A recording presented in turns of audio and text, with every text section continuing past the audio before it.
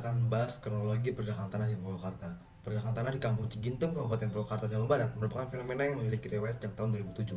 Kejadian signifikan terbaru dimulai kembali pada 20 April 2005 sekitar pukul 22 WIB, ketika warga mulai melaporkan munculnya retakan dan embulasan tanah di permukiman mereka.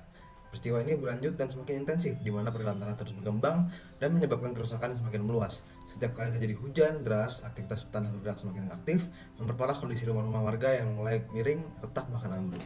Memasuki pertengahan Juni 2025, pergerakan tanah menjadi lebih sering dan masif, dengan laporan bahwa tanah bergeser setiap 10 menit sekali. Dalam kurun waktu 4 hari, mulai dari tanggal 11 sampai 14 Juni 2025, total pergeseran tanah mencapai 20 meter dari titik awal.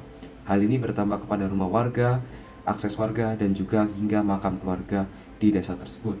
Seluruh warga kampung Cigintung diungsikan ke tempat aman, seperti balai desa, gor, rumah kerabat, karena aktivitas di rumah sudah tidak memungkinkan akibat ancaman runtuhan susulan.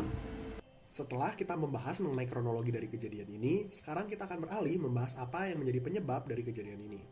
Pergerakan tanah di Purwakarta disebabkan oleh lapisan tanah vulkanik yang pori-porinya longgar di atas batuan serpih kedap air.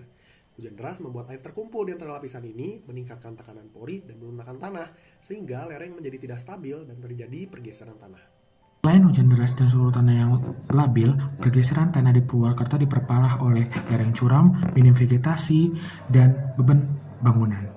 Kombinasi faktor ini menyebabkan tanah kehilangan daya dukung dan bergeser. Selanjutnya, dampak dari pergerakan tanah di Purwakarta seperti menyebabkan puluhan rumah rusak dan warga yang mengungsi, jalan desa terputus, fasilitas umum terdampak, dan aktivitas sosial ekonomi yang terganggu.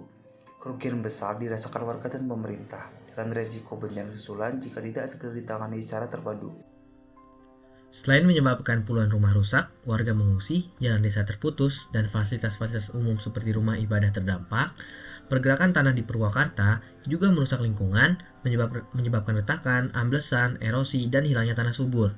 Dampaknya mengganggu ekosistem, merusak habitat satwa, serta mengubah aliran air alami yang bisa meningkatkan risiko banjir.